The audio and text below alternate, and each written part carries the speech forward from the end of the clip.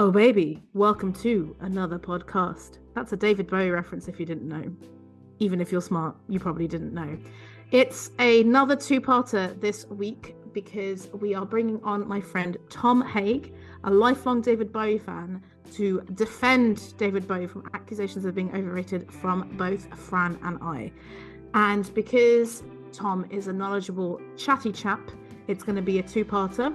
The theme is English singer-songwriters, but you're going to have to tune in next week for Nick Drake. So stay tuned to find out which 5 songs Tom picked to defend David Bowie. I'm sorry, terrible impression.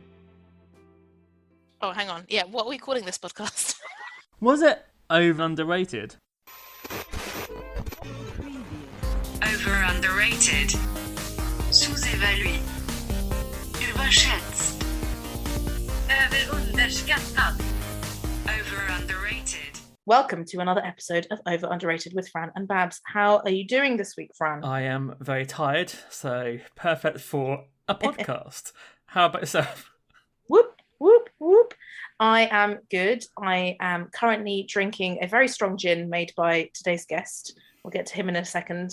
I can see that my cheeks are getting redder already on the record, so that's going to be marvellous for everyone. And Fran, you've just waved, is it? Can I take a wild guess?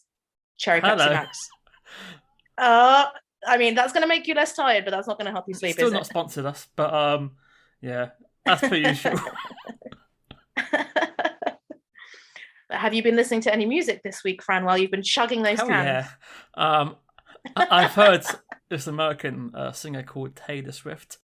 Tell us more. So she released, I think, was it a surprise release last week called Midnight?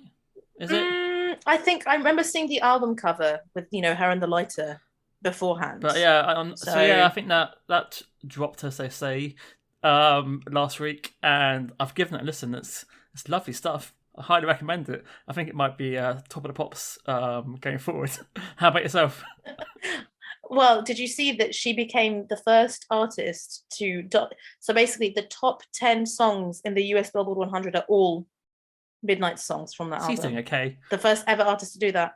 Yeah, I think she's going to be fine. She's going to be fine. Well, what have I been listening to? So I have been listening to kind of the latest song I've discovered by Shazamming a random meme video.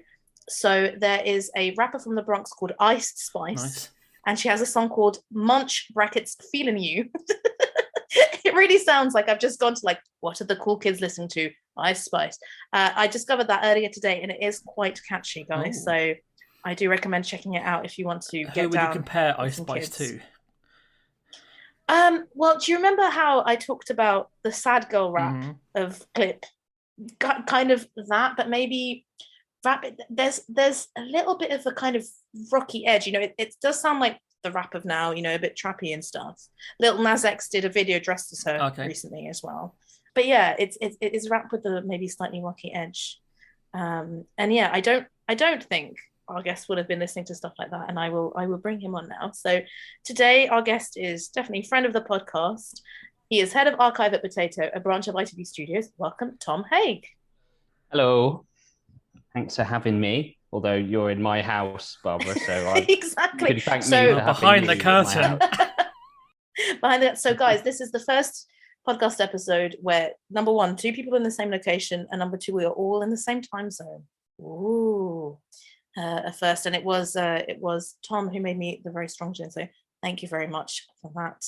You're welcome. I hope it potentially undermines your arguments if you're taking a position against mine later. What do you mean? We have not had discussions about any of the artists we're talking about before. But yeah, have you been listening to anything recently? It doesn't have to be new artists. I've been listening to Taylor Swift as well this week, but that's vicariously through my wife because she's been listening to it. It's not she's not an artist I seek out necessarily, but I do think I can now have an opinion on it, and it sounds like it. Actually, I don't have an opinion on it. I was about to, I was about to freestyle into having an opinion on Taylor Swift, but I don't. And good for you for admitting that. Yeah, I think I've read that a criticism of this album is that it doesn't have any standout hits, standout singles, but I don't know. I don't know enough about Taylor Swift's back catalogue there. As I say, it's not really my music. I'm more of a rock and indie person generally. I'd say, as will probably become clear from the artists that I've chosen to defend. I think it sounded quite commercial, like Snow on the Beach with Lana Del Rey and Anti-Hero seemed quite catchy numbers. So it's more commercial than her last album. That was a bit of a sad duets album for lockdown. Yeah, and given, Barbara, that you said she's occupying all these places on the Billboard Top 100, that would suggest that it is quite commercial, wouldn't it? So, but yeah, we're definitely not talking about Taylor Swift today. Well, the theme I'm guessing is British singer-songwriters. Would you say, Tom? That's a fair category. Yeah, I think so. There was a time when they were almost direct contemporaries, these two artists, but I don't think they could be further apart in terms of, a reputation and the as performers and musically, and they couldn't be further away from Taylor Swift as well. So yeah, I don't know why that's the first thing I attempted to talk about on this podcast, and I'm gonna leave it there and talk about what I know from here on in. So who are the two artists that you've picked today, Tom? It's David Bowie and Nick Drake. Indeed. And I really wanted Tom to come on the podcast because for as long as I've known him, he's a huge David Bowie fan. I think Fran and I have both expressed some skepticism towards David Bowie. So maybe let's get into it, Tom. Why did you come to defend David Bowie as not being overrated, and why are you such a big fan of his? Well, you're not the only people who have expressed the same opinion, as much as it pains me to think that there are people who are skeptical about Bowie. I understand why that is, because I think, in sort of popular culture, a lot of what is presented of him and his work is kind of reduced to cliche quite often, and a small pool of what I consider almost the least interesting songs in his sort of catalogue, Starman and That Moment on Top of the Pops, Space Oddity and That Moment with the moon landings and stuff like that. And it's really just like doesn't represent the depth of and musicality of Bowie as an artist, as well as all of the other things that he's credited with influencing and bringing along. And obviously the impact of his death, all those years ago now. Not, I was about to say a few years ago, but 6 years ago, nearly 7, I think now.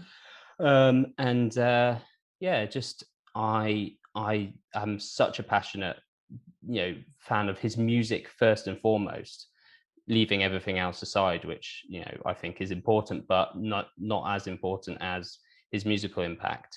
So I wanted to kind of bring that to the fore almost, and I deliberately have chosen some songs that I know for a fact are not on any of the sort of best of compilations and stuff, because I feel like it's the best place to go looking for the David Bowie that most appeals to me, I think. Yeah, I know that I, for example, hadn't heard of any of the tracks that you put on your playlist. Had you, Fran? I had heard 2 of the 5. But would this playlist be something you'd give somebody who was saying that Bowie was not that great to prove that he is, or is this just you wanting to showcase the other side of Bowie? I think both. I think both, because I would assume that people had heard some of the other. I'm a great fan of the classics too, like Life on Mars and Heroes, and songs of that nature. Sound and Vision, and another example from a different era of Bowie. But I just assume people have, possibly just by cultural osmosis, people have heard those tracks. So if they've got a negative opinion of Bowie, it's more likely to be based on that material. So I would try and steer them towards what I've found to be the great depth of his work. Would you say that after the 80s he didn't do many hidden gems? Because most of this is from the first 10 years, I guess.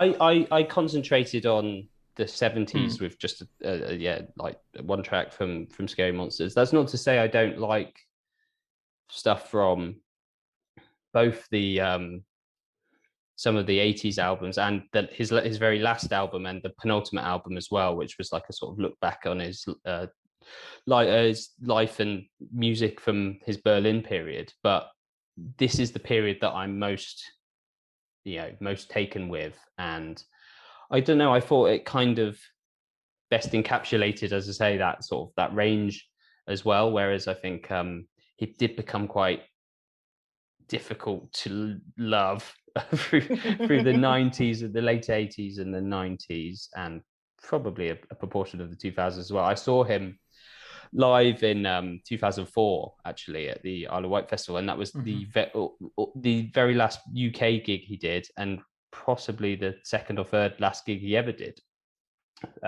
in terms of touring and sort of performing in a kind of commercial way, because he had a heart attack on stage just a week later. So I feel very lucky to have seen him at that gig, and he was amazing as well.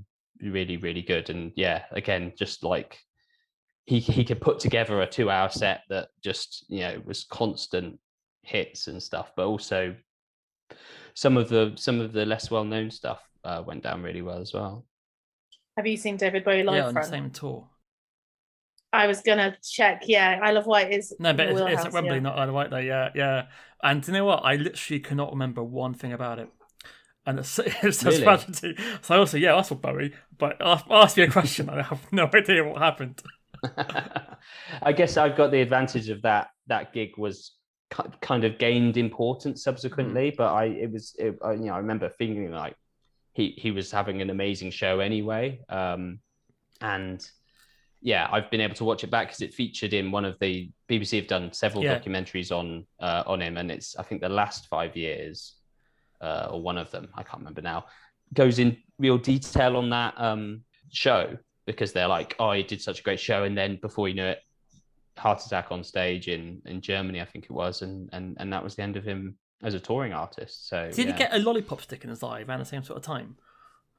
Yeah, I was trying to remember if that was the same gig as the mini. It was like a mini heart attack. He carried on performing and stuff, but yeah, I think that might have been the same gig. In which case, that's a really bad gig, isn't it? Yeah. Yeah, it depends who I'm talking to. Sometimes I lie and tell people I saw Bowie at Glastonbury 2000. I mean, I was at the. Why? Why? I was at the festival, but I might have gone home early to start my job at cinema, then watched it on TV. But I was kind of there. Also, that's quite an iconic. That's why I sometimes say, well, I was at Glastonbury 2000, and allow them to believe I was in the same field. Yeah, make the two statements. And I saw Travis. It's the same. And then, but what was cool about the Bowie 2004 was that before I saw him play, I saw a little band called The Killers play HMV with their new single. Somebody told me, so that was kind of a big day.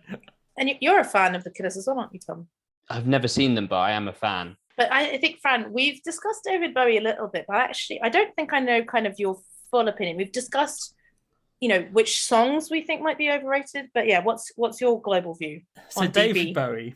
I have hung around with some massive David Bowie fans, so I feel like I should know more of his music. I have seen numerous documentaries, including the one at the cinema recently, Moon Age Daydream. Obviously, I've seen Labyrinth at the cinema. So I feel like I should know his back catalogue, but obviously his back catalogue is humongous. So I've always just dabbled. Like, I like a couple of his drum and bass tracks. I like a couple of his campy 80s stuff. I used to say that my favourite era was the glam era, but a bit like what Tom said, I probably heard those songs too much now so that they no longer feel like they're mine. My favourite David Bowie song is Be My Wife. There we go. Yeah, great song. Great song from a great album. I mean, I was sad not to represent Low, and I had a song that I had to choose between from not Be My Wife, but another song from that album Low, and I didn't choose it in the end, but I wish I could have done, because I love that album, and that song. But yeah, my David Bowie friend JJ, he would always tell me to listen to Scary Monsters, because as a new wave, new romantic fan, he reckons that would be up my street. And to be fair, I only know 3 songs from it, and there's a song on this list that I knew, but I should probably give it a try. I've never really given it much of a try. But yeah, I one day I should probably spend a weekend and going through every Longer than a weekend. Yeah, getting the. Longer than a weekend. And listen to every single album. Cause I've not even tried like Tin Machine. I just want to. I'm just curious to know. I wouldn't. But I'm just curious to know what it's like. Yeah, it was almost like it's got such a bad reputation that it might, that sort of expectation management. Yeah, a bit like you might be like Metallica's okay. Lulu kind of thing. Like, can it be that bad? Can it? Yeah, exactly. But I think it's well deserved. The sort of the sense that Bowie's musically productive career kind of ended with if not Let's Dance, then some of the other sort of ventures into the mid 80s basically. I'm going to disagree with you guys here a little bit. So yeah, David Bowie, what I've always felt about him is that what he represents is more important than the music, right? And yeah, I thought it interesting that you said, Tom, that you were like, no, but that's not, it is important, but that's not why I'm such a fan of his, because I have never seen an outpouring of grief for a musician like when he died. What he represented was so important. And I mean, I can appreciate that. I can appreciate how he constantly reinvented himself. If you listen to just superficially any greatest hits, it's like the variety of music on there is massive. But for me personally, none of his periods, whichever ones they were, ever really resonated with me. The only album I've heard that I've enjoyed is Earthling, which is one of the 90s ones, which I think a lot of Bowie fans, I think like you as well, Tom, because I remember talking to you about it. It's not good. Wonder. Well, I'm afraid of Americans. I mean, I really like that song, in part because there's been some excellent covers. I heard that song first from Geronimo, that we've discussed, by this Belgian band who did a French language cover of it, which was great. I had no idea it was a David Bowie song until I later discovered it, but I quite like Trent Reznor.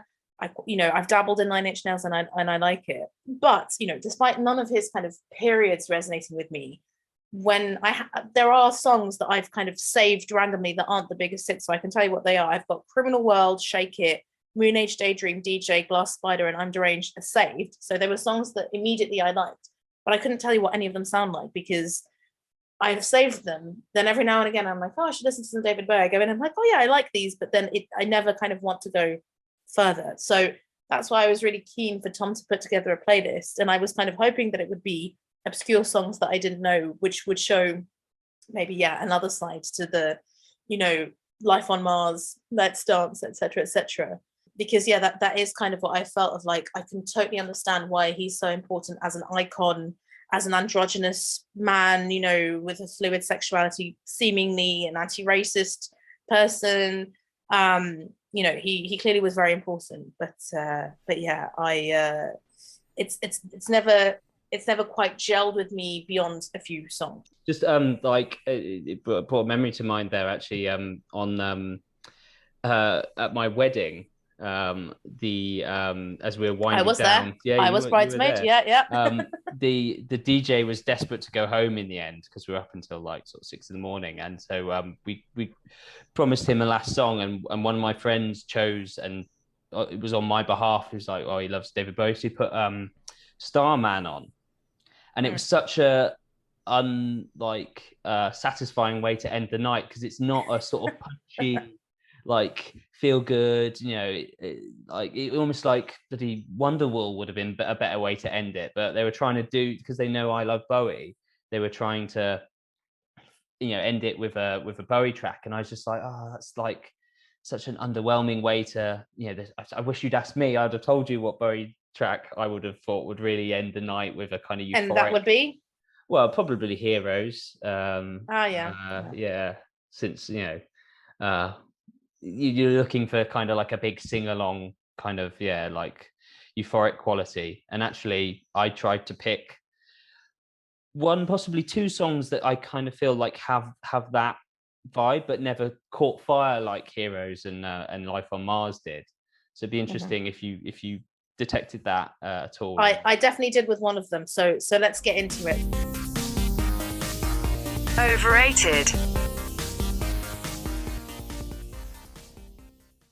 What's your first pick from your playlist? So I started with Sweet Thing, Candidate, which is like a kind of, they're two songs essentially, but they sort of they flow into each other in the album. And there's a particular live version of that I saw at the David Bowie is V&A exhibition that was done probably 10 years ago now, which was just the best thing. I mean, Fran, it was interesting you mentioned the Moon Age Daydream documentary film, which I saw and had so much built up hype over, and was left feeling quite disappointed about it, because it was sort of very indulgent, I thought, and very kind of like impenetrable, I think, for non-David Bowie fans.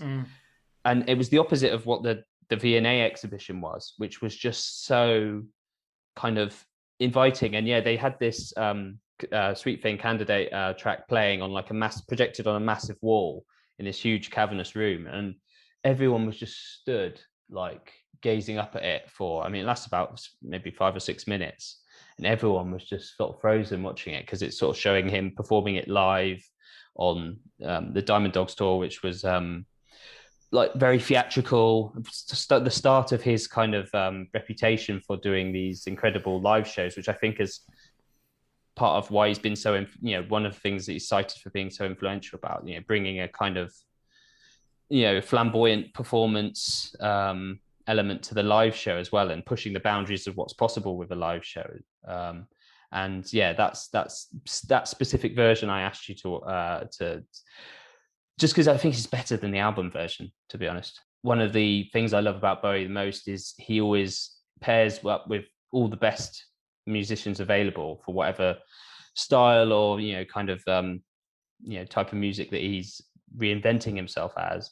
And he got just an insanely great band together for this tour, having ditched the Spiders from Mars previously and walked away from some really great musicians. And yeah, the saxophone in particular in this track I just love.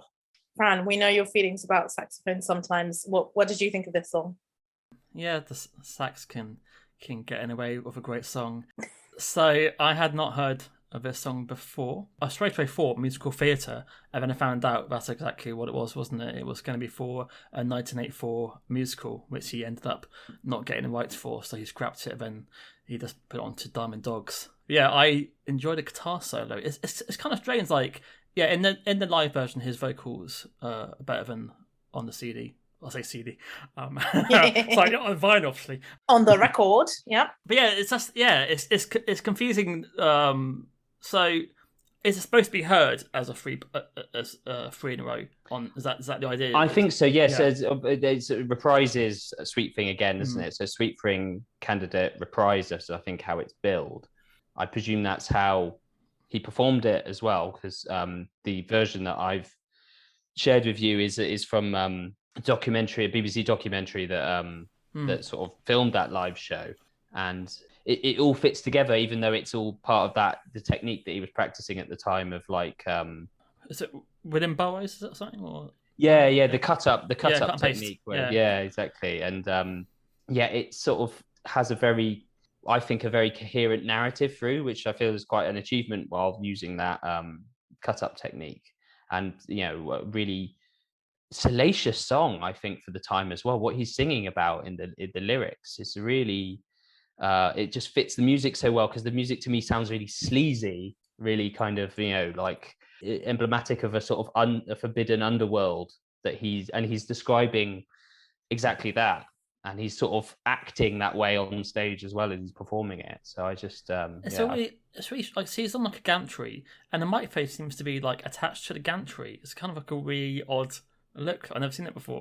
But as a fan of this album, like I know Rebel, and I kind of link that to his previous work. But is this album kind of a bit hickety-pickety in how it sounds? Yeah, I mean, there's elements of it that flow, and then I think there's like you say, maybe that's the legacy of him, kind of doing a cut and shut of a project that he wanted to do, the George Orwell 1984 musical, and just tagging that onto some songs they had worked on or had left over from a different musical period. Because I think this is this is him in a not fully formed persona at this stage. Diamond Dogs. It's kind of between, Ziggy Stardust, Aladdin Sane. I think the character is called Halloween Jack. It's referenced in the lyrics to one of the song Diamond Dogs, actually. So was this his final album before he tried America? Because was Young Americans after this album?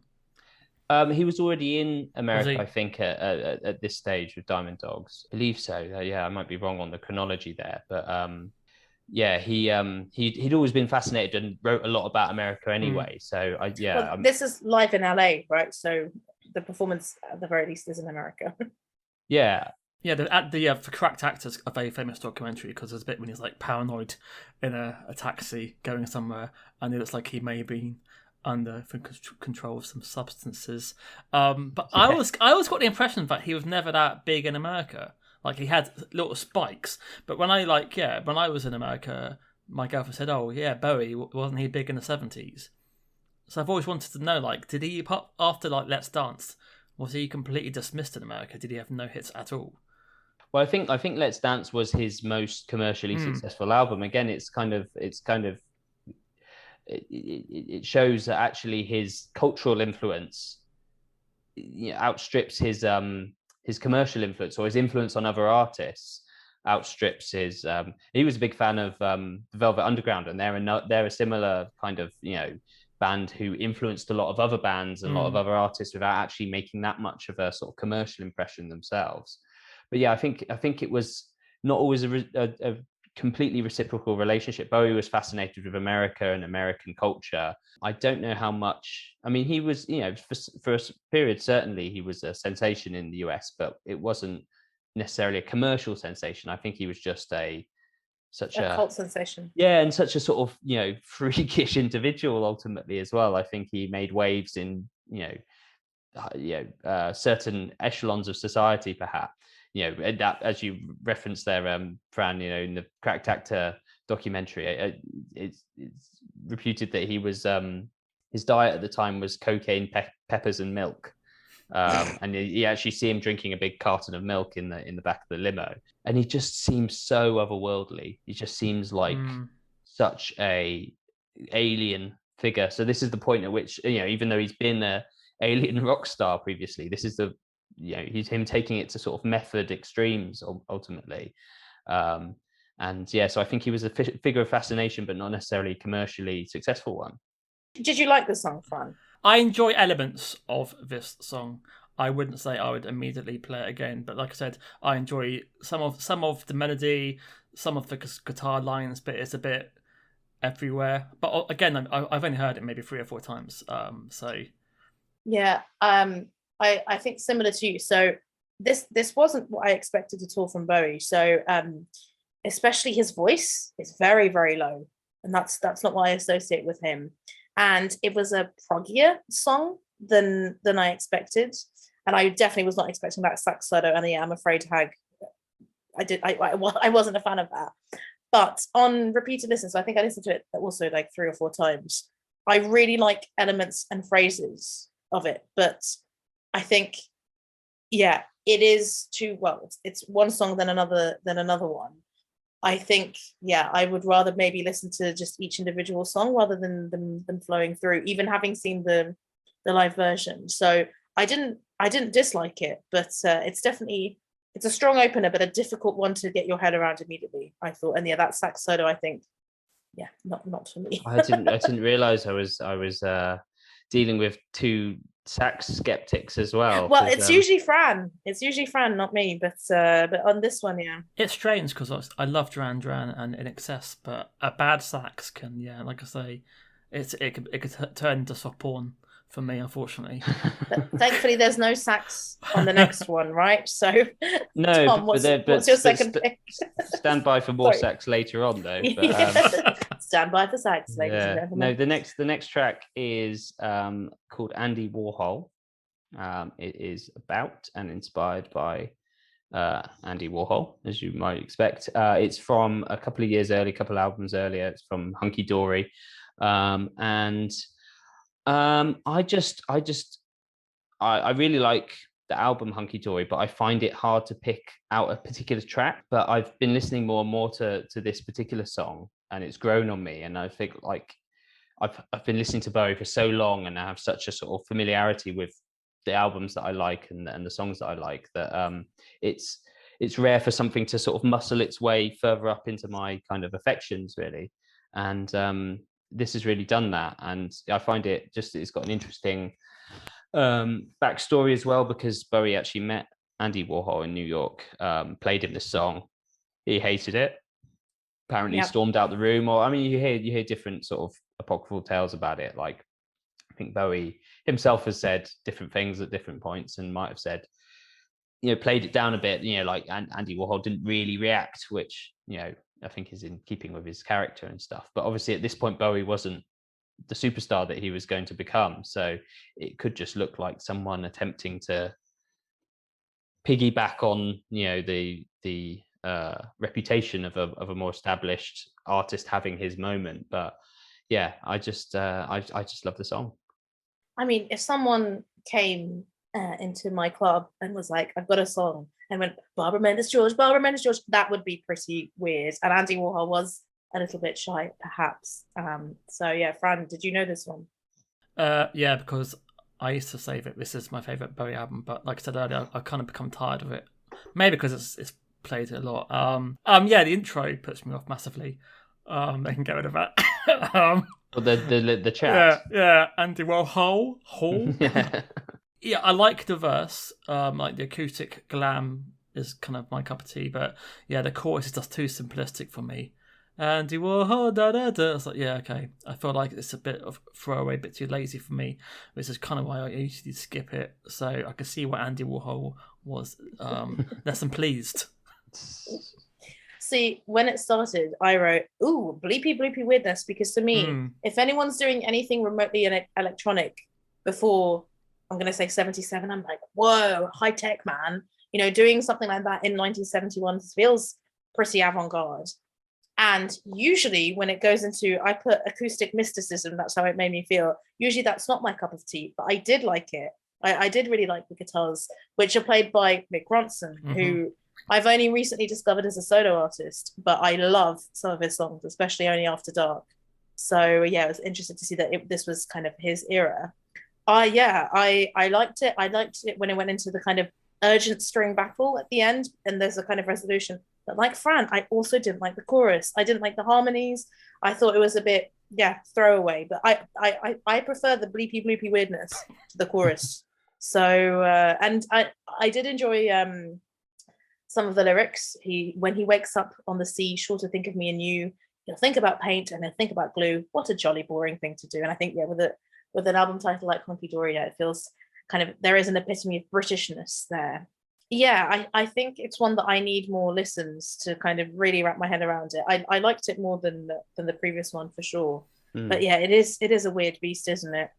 Well, I think it kind of is. It's a very appropriate tribute to Andy Warhol. It gets very early the kind of character of what Andy Warhol's work does, and that's conveyed in some of the lyrics about the nature of fame and Warhol's work in the chorus, I would say in particular. But I just one of the reasons why I think Bowie is so great is, as I said earlier, he's always managing to attract the very best musicians. And as you say there, Barbara, Mick Ronson here, even though he'd yet to sort of bring him in fully on board as part of the Spiders from Mars. This is the sort of one of the foundation stones there.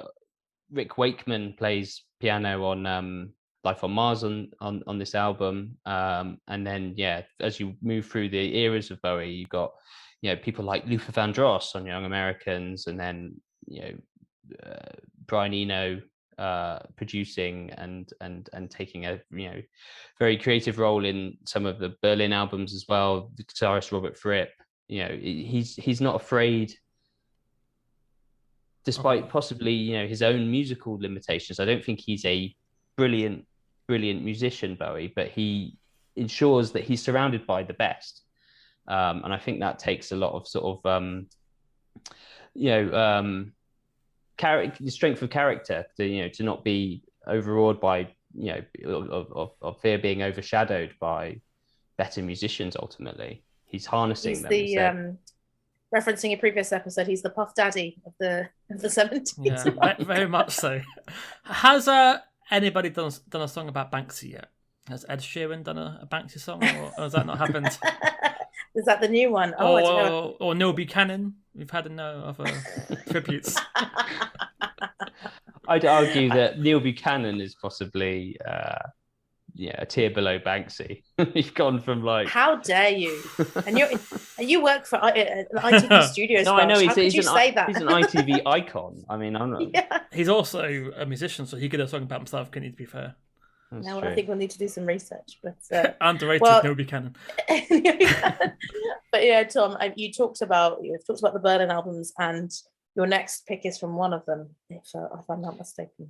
Yes, that's right. It's Neukölln, which is a district in Berlin. But misspelt for some reason. I've never understood that, because I think that is where Bowie lived, if I remember. According to Wikipedia, no, he lived next door in Schöneberg. Okay, yes. I have been there, so I should know that. But but I think, well, we'll get into it. But from the notes, it's meant to represent something from that area.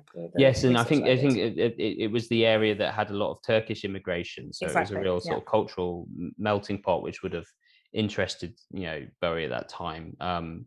One of the reasons why he moved to Berlin is, well, because his life was careering out of control in LA, and he was kind of emaciated drug addict. He went to Berlin to try and sort himself out, but he chose to live with Iggy Pop as his housemate. And so, while they kicked the drugs, they went pretty hard on the booze by all accounts. And he eventually led a more settled life. But I think he was very in tune with Berlin, and actually. Heroes is the most Berlin album, because Low, which is the previous album considered part of that Berlin trilogy, was largely not recorded in Berlin. It was only, I think, finished there, previously recorded in Switzerland and maybe in France as well. But Heroes was completely a Berlin composition. Obviously, the single track Heroes has become so synonymous with the Berlin Wall and that era and that sort of geopolitical time in that space. They recorded at a studio called Hansa by the Wall, I think it was called, which literally by the Berlin Wall, hence some of those references. But I obviously wasn't going to pick Heroes because of everything I said earlier. So I went for the track that I love, because it sort of encapsulates just how uncommercial and avant-garde I think that Bowie got at his most artistic in this period. That's probably the wrong word, and I don't know if you agree with me on this, but I find it a really interesting piece of music. So I like the instrumentals on Low, experimenting with synths, etc. But this sounds like a dying goose. Whether that's what he wanted, who can say? I listened to it a few times, and as much as I like experimenting, I just couldn't get my head around for dying goose, unfortunately. Well, dying goose are us over here. I love this song. It feels very atmospheric, which. It's a very easy thing to say especially for an instrumental song, but it feels like there's lashing rain at the beginning. It definitely feels like it could soundtrack any kind of gloomy film, gloomy in theme, gloomy in weather. So I'm not surprised, when I was looking into it, that people were like, oh yeah, this definitely represents the Cold War. This could be an amazing song for the last scene of The Third Man. Of course, not Berlin, but Vienna. The off-key saxophone does ruin it for me. But apart from that, no, it's my favourite so far, and co-written with Brian Eno, from what I see, and covered by Philip Glass, who did a Hero Symphony. I had no idea about it. Have you heard that, Tom? Yes, I think it was performed at the South Bank Centre. I didn't get to go, but I was having a drink there one evening, and when I became aware this was what the event was, I was sort of quite sad that I hadn't realised and hadn't got to go along, because I would have found that very, very interesting. But yeah, it interests me that they were able to. I'm not sure if this song necessarily, but they recreated quite a large chunk of these Berlin album tracks live, which felt like a real achievement. And from what I've listened of it, it does reasonable justice, because you would think this was an album entirely designed to exist only really on record, and Brian Eno obviously is a big part of that, but Bowie himself, I think, was happy to use his status as an artist at this point to kind of facilitate all this experimenting. So I'm sad that it's not resonating with you, Fran. But I like for low experiments. Yeah. So I'm a happy fan of experiments, but this is just a little bit too far for me. Everything you said though, Barbara, is exactly what I think about this track. Like it just transports me to my idea of what Berlin at this point in time, in that kind of Cold War, spies, paranoid kind of like, Exactly. The real, meeting of worlds that was sort of East and West that it was at that time. And it's like for me, honestly, like, I don't know, a less commercial Vienna by Ultravox, which, is similar in kind of the atmosphere that it creates, but obviously much more experimental. But having seen, I was very lucky to see The Third Man in Vienna, because there's a cinema that plays it 5 times a week. I think 4 or 5 times a week still. Like, I don't know if it's been since 1949 when it was released. I looked this up. But I would like to see, instead of the zither, this, or mixing up a little bit. I will say that Philippe Curse on YouTube says, I like to listen to this and sit in my living room and watch my plants grow. They're healthy plants. I think David Bowie makes music for healthy plants. And that has 112 likes. If you're looking for a track that to watch plants grow to on this album, there's one called Moss Garden, which I'd considered as well, because it's he missed a trick there, Philippe. I know. Philippe didn't comment on that. Well, that's the thing. I was like, have I just made that leap because of the title? But actually, it sounds like a kind of Japanese garden. That track, and obviously I've not gone too much off on a tangent because I didn't pick that track, but that is if Barbara, you were interested in this was your favorite track, I would definitely recommend listening to all of Heroes, because it's got so much interesting kind of musical experiments, but low also, as because Fran, I think that is a different kind of experimentation there, less kind of not less challenging, because that sounds like I'm being patronizing to you, but like it's sort of it's more concerned with creating melodies perhaps than on Heroes. The problem with Heroes is that song is so overplayed, and I do like it, but I think that Heroes is great for a minute. Like the first minute of Heroes is yes, then after okay, this goes on for quite a bit, doesn't it? It's such an outlier on that album though, because the rest of it is so not commercial. So it's weird that one of his most commercial tracks has come as it sits in the middle of. And I think it's a longer version, in fact, on the album as well. The single version is at a commercial length, whereas I think it's more like 7 minutes. The album track, so maybe give that a swerve. But a lot of the rest of that album is very interesting music. I think. Okay, well, I might have to do that. Hey, podcast lovers! Now available, a new podcast experience featuring exclusive miniseries like Food Faves, and all new series that takes a fun look at everyone's real first true love, food. Milky Way Marvels, a lighthearted astronomy series where we explore the fascinating wonders of our galaxy. Pop culture icons, an entertaining, nostalgic look back at various nouns in popular culture. Plus more. Relax, enjoy, listen, laugh, and maybe even learn. Podcast, presented by Sonic Embassy. Now streaming everywhere you listen.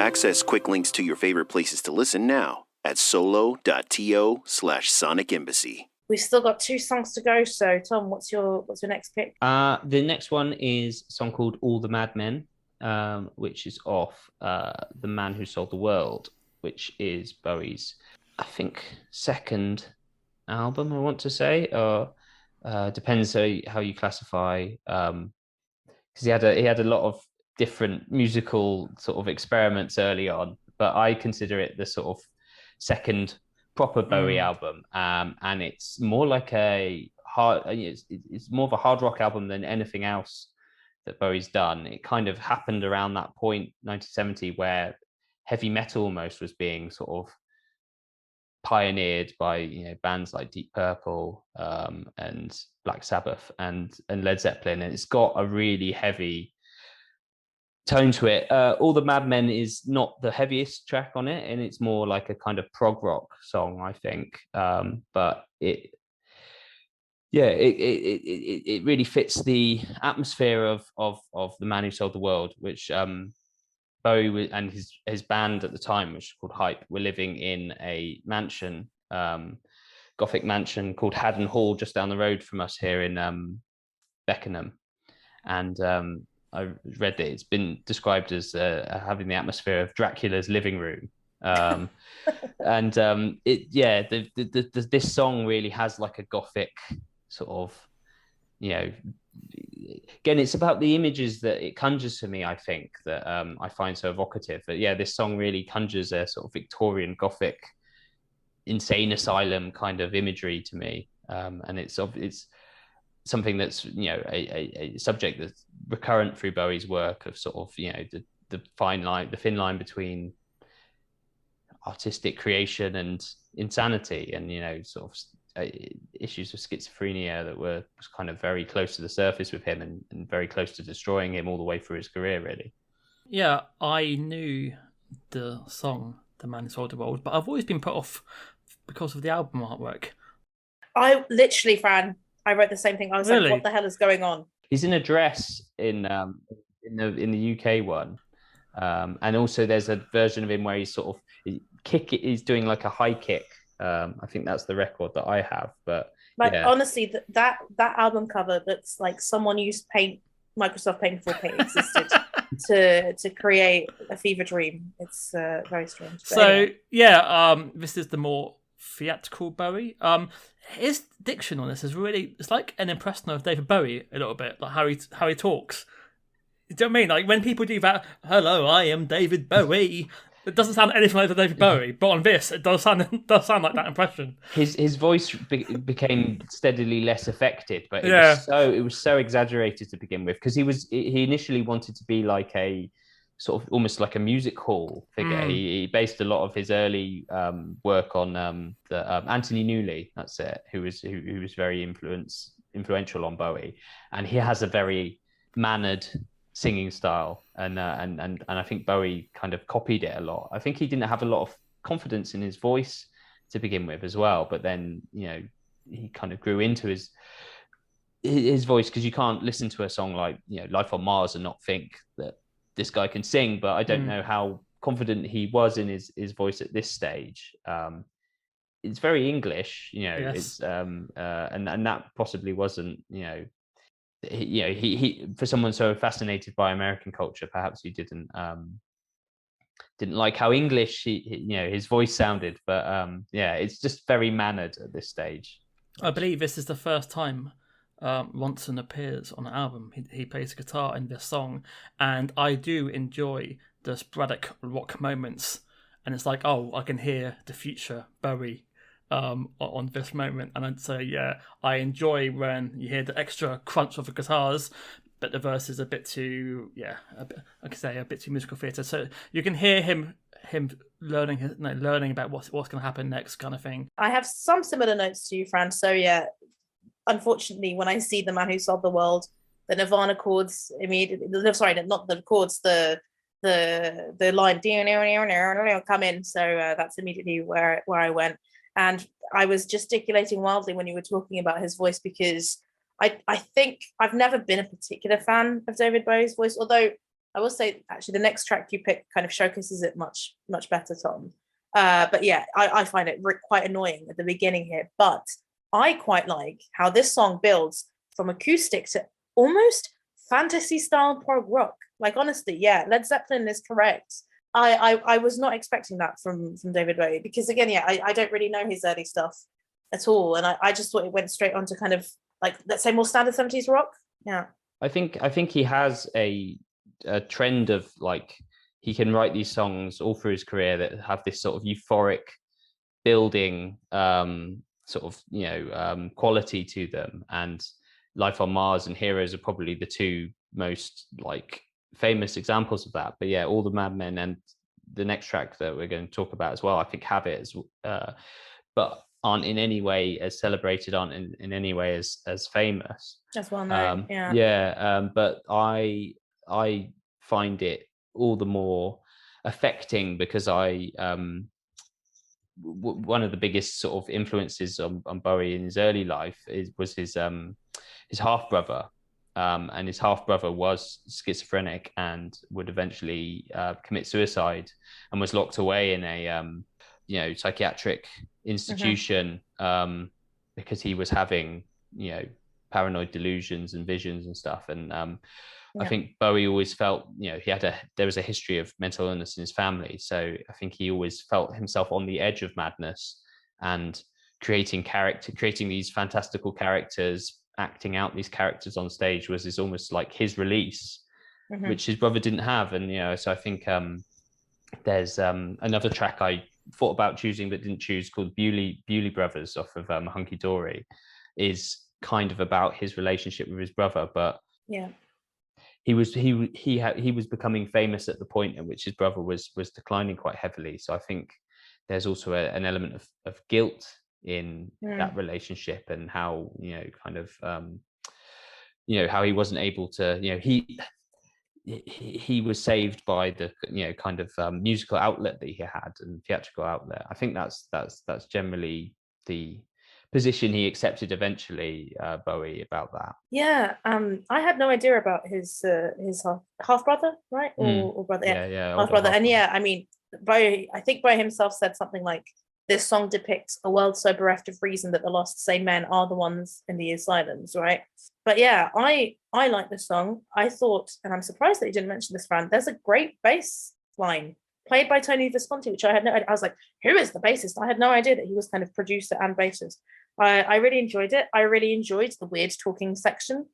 See here, like, unlike I've already forgotten the name. Yeah, unlike Sweet Thing Candidate, here I think all the different bits mesh together quite nicely, and I got on board immediately. But with Sweet Thing and with Andy Warhol, it was a bit more difficult. But yeah, this was, Neukölln I saved, and this one I saved. So yeah, I enjoyed it. And I did do some reading about what Zane ouvre le chien means, and was reading about Kabbalah and all sorts of stuff. But you were talking about the Gothic mansion. So Wikipedia says that this has a Gothic melodrama, cited as a significant influences on such bands as Susie and the Banshees, The Cure, and Nine Inch Nails, which I actually wouldn't have immediately picked up on that. Like, I would have picked up on an atmosphere, but for me, it's much more proggy than Gothic, personally.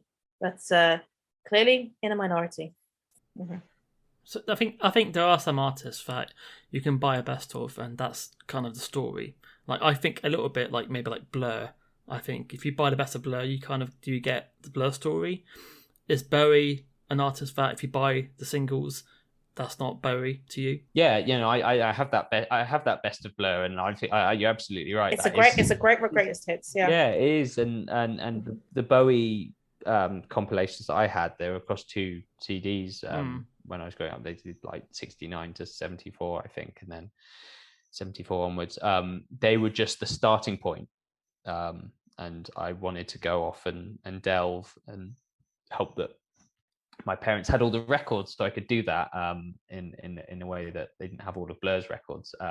But yeah, I think I would have sought out those records if they'd been kind of alluring enough. And yeah, I think that's there's 2 types of artists. There's the ones whose compilations kind of are all you need, and there's those that are just like the gateway. We have had this discussion before, and I think we would say we would agree. Well, I'd agree in any case. But yeah, before we move to the final track, yeah, how big an influence were your parents, and was it your parents playing this music that really got you into it, or did you find him kind of on your own path? A little bit of both, I think. I certainly don't remember Bowie being played as much as, like, say, the Beatles were when I was growing up. But both my parents really loved Bowie, and my mum had seen him several times in a sort of hysterical state of ecstasy. Apparently, he took her rose and kissed her hand, she said, in a gig in Canada where she was living at the time. At the point where I saw Bowie at the Isle of Wight and had really got into him, I had bought my own record player and had stolen all of my dad's records, and he had just all of these albums ready to explore. And obviously it was at a time where digital music was just coming through. Me and my mate, on the same day that he bought an iPod, I bought a record player. And I said to him, we're going in different directions here, aren't we? But it meant that I was much more focused on the whole, kind of as what I was saying earlier, you know, like I could appreciate all these albums collect, you know, as a whole. And yeah, it's why I think definitely why I'm trying to smuggle in as many different songs instead of sticking. We see what you're doing. So before you run away, what's your final pick? It is Teenage Wildlife from Scary Monsters, which is Bowie's 1980 album, the one that many critics think is his last artistically satisfying album. Obviously, Let's Dance was a massive commercial success, but I've never liked it as much as a lot of people do. I found it much easier to pick a highlight from it because, as I think I've sort of said earlier, I just love these epic building songs that he, churns out occasionally, and I think this is one of them, and it probably deserved to be a hit single, but it wasn't. Yeah, a lot of people on YouTube are saying, like, this is the lost single. Like, if they had a 4-minute version of this, they reckon it would be a massive hit. And I'm surprised. I mean, we kind of hinted that this is kind of like Heroes Part 2, because it's got that Robert Flip Heroes-esque guitar line, doesn't it, at the start. His vocals are kind of a bit warbling at the start of this. Yeah, I love the change in melodies. I love the different instrumentals. I love the backing vocals comes in. It's kind of like an uneasy listen, but also commercial, and then ends up a little bit like a bit soulful, but more uptight soulful, if that's a genre. And it's just remarkable. It is now. It's just remarkable that you can go from this and then follow up by Let's Dance. Like, what a jump completely. But and then I think Boy George says that as ugly as a teenage millionaire is his favourite lyric of all time. And people say this was a bit of him putting his nose up to like Gary Newman at the time and all the new wave pretenders. But I think it's the best out of the 5.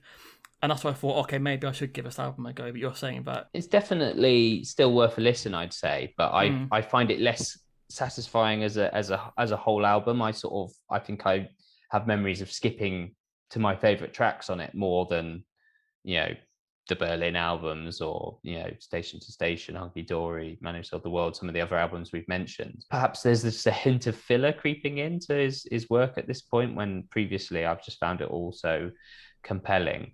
But I don't think that's necessarily a uniform Bowie. There's lots of Bowie fans who rightly would cite this as their favorite album, but I think I'm not as big a sort of new wave fan, so if that's the direction the music is going in at this point, it's not carrying me with it. I think I hated the song Fashion, and that kind of put me off giving it a go.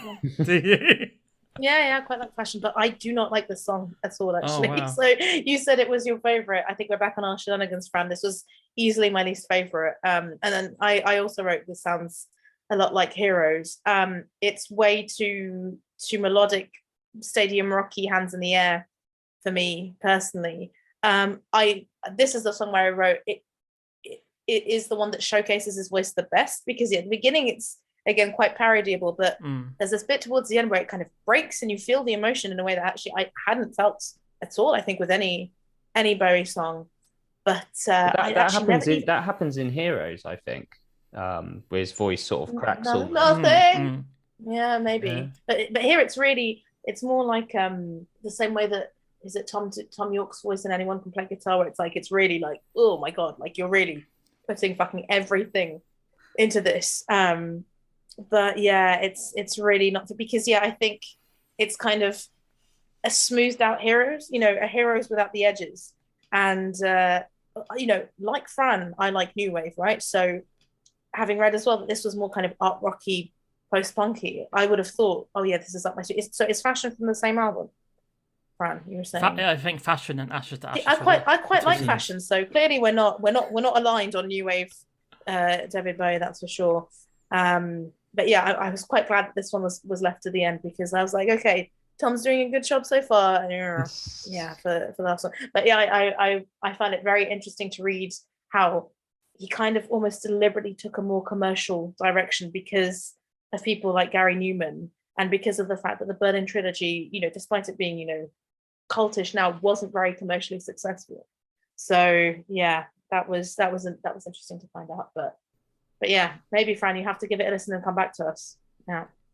I'm considering rowing back on my opinion that it's not a good album, because I'm just suddenly remembering other tracks I like from it. So I definitely don't.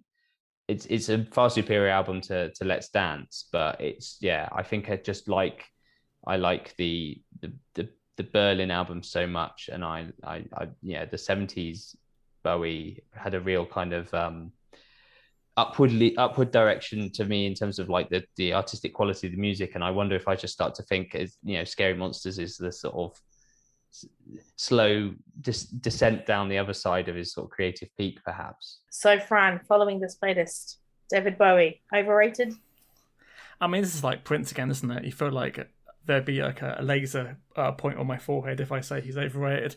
You can't touch David Bowie. Well, on this playlist, I only really enjoyed 2 songs. So if I had never heard David Bowie and I listened to this, I wouldn't be too impressed. But I know that David Bowie has so much.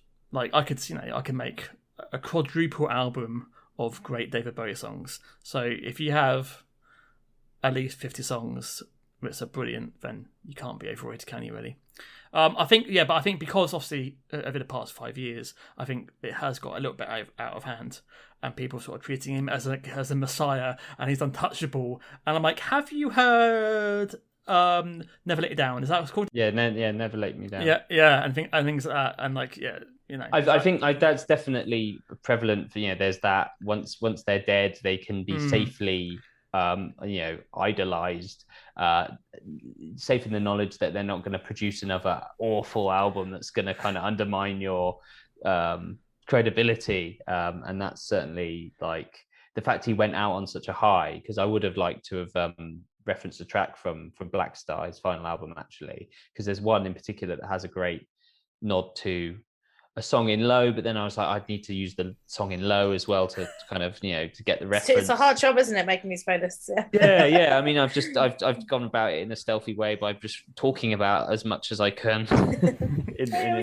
kind of scattergun way. But I would say as well, if I knew Fran was so anti-sax, I'd have definitely avoided the Look, sax. I love Rio. That's a whole lot of sax, but not Jerry Rafferty. No, but like I think that people do pick and choose the Bowie they like, and even in that documentary, they kind of ignore big periods of his music. Yeah. And I kind of like to learn about like the failures. That's somewhat more interesting for me. And I felt like, you completely ignored from like the Sparks Brothers documentary. Yeah. I know that Tom hasn't seen, but that's perfect. That's the joy of that, because it's everything about the band, the highs and the lows. Yeah. But on that documentary, Let's Go to Let's Dance and like skips basically to him dying. I was like, didn't he have?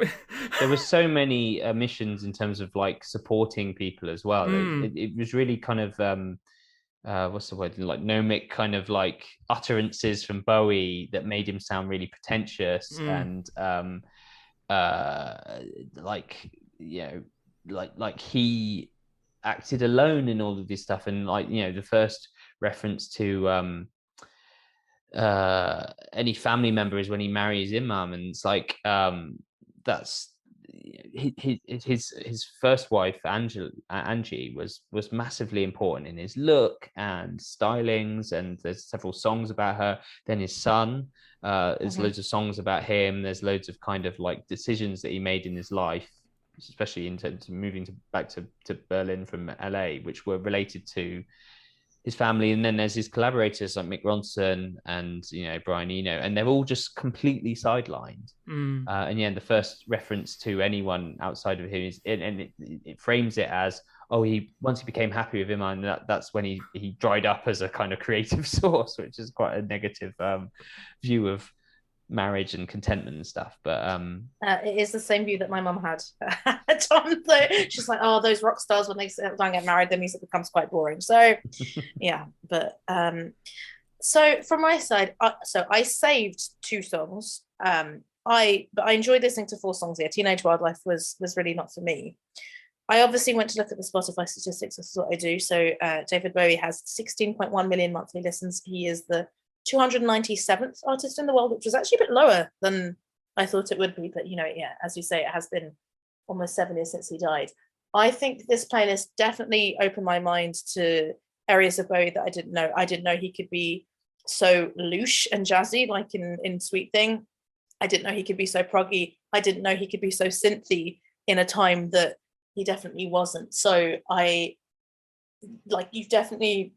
playlist did the job of maybe seeing that there are other areas and sides of Bowie that I would like. But yeah, I still feel like if you'd come with 5 songs that were all amazing, I'd be like, okay, fine, he's not overrated. But yeah, I'm like, there's still too much that doesn't quite chime with me. But I think, like Fran says, you know, I probably, like him, I just need to go and listen to all 27 albums or however many it is to make my own list. But having, you know, listened to 7 Cars albums, which was a very enjoyable task, like it still was, you know, it still was a job to do. And I much prefer to find out about David Bowie this way. That's it, like in a curated way. I think there are artists like Prince, like Kate Bush, where it's just such an overwhelming back catalogue that actually I don't think it is the best way to get to know them by just listening to the albums in chronological order. It's dipping in and out, listening to an album here and there. So thank you, Tom, for this playlist. You're welcome. I'd like to add the possible thought that he isn't overrated, but he is overhyped now. I see what you're doing here. Yeah, just think on that. Changing up. What I will say is that at least he did end on a high. Like for his past 10 years, well, maybe not 10 years, from the noughties, I liked to know a lot of his music, and unlike Prince, he kind of just like fizzled out after the 90s. Bowie was still doing interesting music, which is kind of interesting for someone in the 60s. Well, and he turned his death into a great album, a great work of art, I think. Yeah, like, you know, slightly pretentious too, but like he was a great artist, and you know, art can be pretentious sometimes, can't it? You know, so yeah, I just think, yeah, he's great. But I think, yeah, he can't have been that pretentious to be loved by so many, right? I think there's a difference between kind of, you know, talking about ethereal, abstract things and versus, I don't know, talking about harsh political truths. You know, Bowie clearly touched a lot of people in a lot of different eras. I like the Let's Dance era. I don't know much beyond the Big Hits, and I think it's really good. I think Nile Rodgers is like, yeah, that's it. I'm not a David Bowie fan, and 2 of the eras that I like, the 80s and the 90s, the Earthling one, other Bowie fans don't like. You know, how many artists can do that? It's quite a lot of people suggest now that Let's Dance should be viewed as a Nile Rodgers album rather than a Bowie album. I always find it interesting, like when you watch that documentary, like all these teenage girls who are crying in 1973, like how did they, like, at what point did they jump off the train? Like were they listening to Heroes and still going, ah, yeah, or like, because only like 3 or 4 years after that sort of like that happened. So it's always interesting, like, yeah, were they stayed on board? Were they listening to the Strangled Goose? So like, yeah, dying goose, please. Dying Goose, sorry. But that reminds me a bit of, like, I remember when I got into Radiohead, and my friend's older brother, who was a more serious, committed Radiohead fan, was like, oh, but you're not going to like it once it gets into like Kid A and Amnesiac and those difficult albums. But I went with it. And almost he seemed, this friend of mine was so certain I wouldn't like it, and seemed annoyed that I did. Almost like I was pretending just to spite him. But you can be carried along, I think, in a musical journey, and I think that's what a lot of people. Obviously, I'm looking back retrospectively. My whole life has been kind of, apart from the very last few albums, and the era that I don't like. Before that, there's an established image of Bowie, so you're not kind of taking a chance in liking him so much at that point, are you? I suppose your fandom isn't at risk of looking ridiculous. I think if he hadn't had that shit goatee, a lot could have been different. I did not like the goatee of the 90s. That he looks like, I don't know, he looks like a Wall Street trader who made a lot of money in the 80s and just didn't update his style. Yeah, I think he fell out of step with fashions at that point, didn't he? I think musically he was still but musically he was like, he is making 9 Inch Nails-esque music, and that was the music of the time. And if you like that kind of thing, which I do, I think and the drum and bass influence that he had, but I just don't like drum and bass really. So I bought Little Wonder from Virgin Megastore, my first ever Bowie purchase. I adored it. I'm always because I loved like some of his 90s stuff. I liked Jump They Say. I liked Hello Space Boy. But I guess was that just the UK having those kind of hits? Because like in America, I don't think they really know any of those songs at all. Really, I think I haven't heard of either of those songs that you just mentioned. Hello Space Boy was with the Pet Shop Boys. How have I not heard this song? What? Okay. I mean, it's also in his live set for long. It's a regular in his live set for all the noughties as well. Hello Space Boy. That does sound like. Do you like girls or boys? It's confusing these days. And are you over or underrated? This is a terrible impersonation of David Bowie. I will stop immediately. Thank you for enjoying part 1 of our 70s episode. If you haven't, please click the subscription button. Follow us on social media, which is OU Music Pod on Twitter, Underrated Music Pod on Instagram, and we're also on YouTube and all of that jazz. And I will be seeing you in part 2. Nick Drake. Thanks for listening. Goodbye.